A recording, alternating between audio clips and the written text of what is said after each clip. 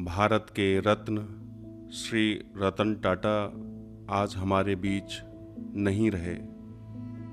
कुछ नाम सिर्फ नाम नहीं होते, वे एक युग होते हैं। आज हम एक ऐसे ही असाधारण व्यक्तित्व को याद कर रहे हैं, श्री रतन नवल टाटा। उनके जाने से केवल एक उद्योगपति नहीं गया, एक सपना चला गया। एक ऐसा सपना जो उन्होंने न केवल अपने लिए देखा बल्कि करोड़ों भारतीयों के लिए भी बुना। एक ऐसा इंसान जो दौलत और शोहरत के पीछे कभी नहीं भागा, बल्कि अपने हर कदम से यह सिद्ध किया कि असली सफलता दिलों में जगह बनाने में है, न कि बस बैंक खातों में। रतन टाटा का जीवन एक प्रेरणा है।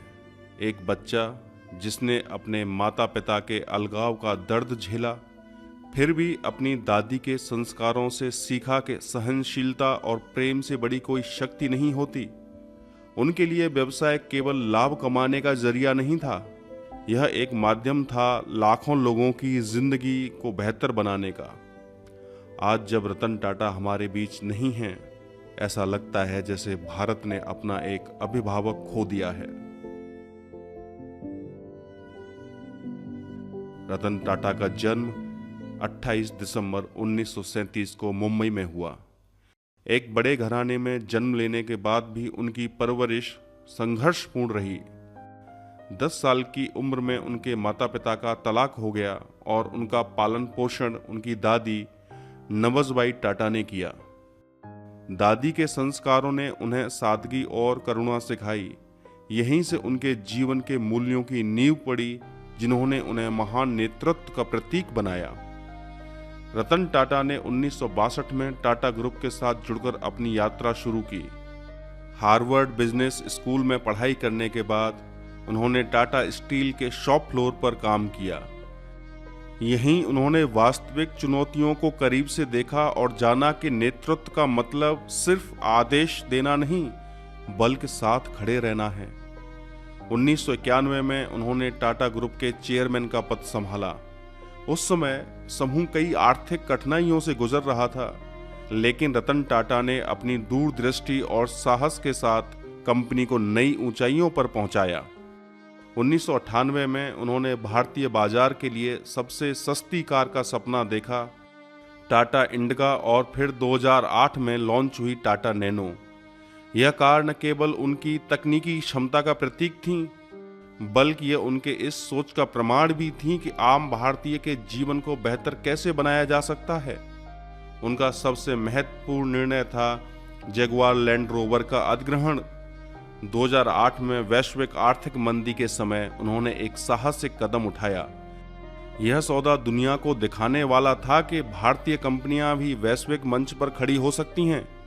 यह कदम भारत के लिए गर्व का प्रतीक बन गया। उन्होंने कभी अपने व्यावसायिक सफलता को खुद पर हावी नहीं होने दिया। जब 26/11 के हमले में ताज होटल पर आक्रमण हुआ तो उन्होंने कहा, हम अपने लोगों के साथ खड़े रहेंगे। उनके लिए यह सिर्फ एक होटल नहीं था, यह मानवीयता और प्रेम का प्रतीक था। उनकी परोपकारी दृष्टि ने लाखों लोगों के जीवन को छुआ। उन्होंने अपनी कुल संपत्ति का बड़ा हिस्सा समाज सेवा के लिए समर्पित किया। टाटा ट्रस्ट के माध्यम से स्वास्थ्य, शिक्षा और ग्रामीण विकास के क्षेत्र में उनके योगदान अतुलनीय हैं। चाहे छोटे पशुओं के लिए अस्पताल हो या शिक्षा के क्षेत्र में छात्रों को छात्रवृत्ति देना, रतन टाटा का दिल हमेशा जरूरतमंदों के लिए धड़कता रहा। रतन टाटा के जीवन में हर बड़ा कदम, हर बड़ा निर्णय इस बात का प्रतीक था कि उनका असली सपना सिर्फ व्यापार में सफलता नहीं था, बल्कि एक ऐसे भारत का निर्माण करना था जहां हर व्यक्ति को आगे बढ़ने का अवसर मिले। जगुआर लैंड रोवर का अधिग्रहण हो या टाटा नैनो का सपना, हर जगह उनकी सोच सिर्फ लाभ से नहीं बल्कि समाज के उत्थान से जुड़ी थी। उनके नेतृत्व में टाटा ग्रुप ने न केवल आर्थिक समृद्धि पाई, बल्कि एक ऐसी विरासत छोड़ी जिसे दुनिया सलाम करती है। और आज जब रतन टाटा हमें छोड़कर चले गए हैं, एक खाली जगह जरूर है, पर उनके सपने, उनके काम, उनके विचार हमें आगे बढ़ने की प्रेरणा देते रहेंगे। रतन टाटा ने हमेशा कहा था, सपने वो नहीं होते जो सोते वक्त देखे जाते हैं, सपने वो होते हैं जो आपको सोने नहीं देते, और ये सपने हमें जीवित रखने हैं। आज हम उन्हें अपने दिल से विदाई देते हैं। उनके द्वारा छोड़े गए हर एक विचार, हर एक सपने को संजोते हुए उन्होंने एक ऐसे भारत की नींव रखी जो सक्षम, सशक्त और संवेदनशील है। वह सिर्फ एक महान व्यवसायिक नहीं थे, वह एक सच्चे देशभक्त और एक सच्चे इंसान थे। रतन टाटा जी, आपने हम सबको अपना एक हिस्सा बनाया और हमेशा अपना समझकर प्यार किया। आपके बिना ये दुनिया ज़रूर थोड़ी अकेली होगी, पर आपके सपने, आपकी यादें हमेशा हमारे साथ रहेंगे। आपको शत शत नमन।